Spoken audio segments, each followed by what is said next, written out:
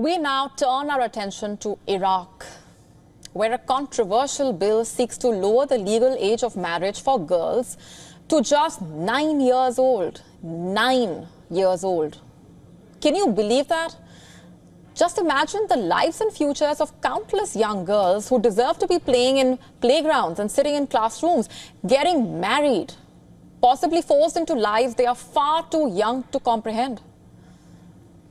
Let's just break this down for you. The Iraq Justice Ministry introduced this legislation aiming to amend the country's personal status law. Presently, this law sets the minimum age for marriage at 18.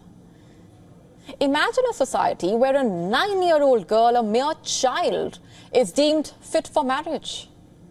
It is a prospect that should shake the conscience of anyone who values human rights. The bill, in its current form, would give Iraqis the option to resolve family matters through religious authorities rather than the civil judiciary. Now, on the surface, it might seem like a choice, but in reality, this could pave the way for a dramatic erosion of women's rights in areas like inheritance, divorce, child custody. The question we must ask ourselves is, who truly benefits from such a law? Is it the young girls who will be thrust into marriage before they even hit puberty?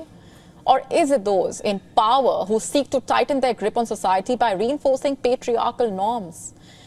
Now, if this bill becomes law, it will allow girls as young as 9 and boys as young as 15 to marry. Just 9 years old.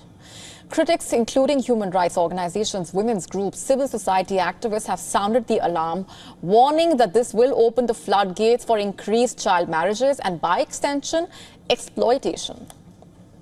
They warn that such a move could have devastating consequences and implications for young girls, particularly in terms of education, health, and overall well-being, of course. Imagine being in a society where a child is forced into adulthood long before she has had the chance to experience her own childhood. The statistics, by the way, are already grim.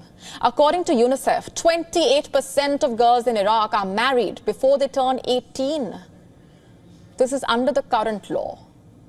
Just imagine what will happen if the legal age is reduced to 9. Will we see that percentage skyrocket? An entire generation of girls, in a way, robbed of their future. Activists have spoken out against the bill, arguing that it provides excessive leeway for male dominance over family issues. And also, does Iraq really need to further entrench patriarchal power? Shouldn't the law serve as a shield to protect the vulnerable rather than a weapon to control them? In late July, there was a brief moment of hope when the Iraqi parliament withdrew the proposed changes after a wave of objections from lawmakers. However, that hope was short-lived. The bill resurfaced on the 4th of August, bolstered by the support of powerful Shia blocs. The proposed changes marking a significant departure from the 1959 legislation, which shifted family law authority from religious figures to the state judiciary after the fall of the Iraqi monarchy. And now, more than half a century later, we see a push to reverse that progress. The bill would reintroduce the option to apply religious rules primarily from Shia and Sunni Islam. As per reports, proponents of the bill argue that it aims to standardize Islamic law and protect young girls from quote-unquote immoral relationships. But let's just call this what it really is, a feeble justification that does not hold up under scrutiny. How can having a 9-year-old marry be seen as protection? How does this safeguard the innocence and well-being of young girls? The truth is, the bill ignores the harsh realities of child marriage. It turns a blind eye to the suffering it will inevitably cause. As this bill continues to make its way through the legislative process, the fate of countless young girls, their future, hangs in the balance.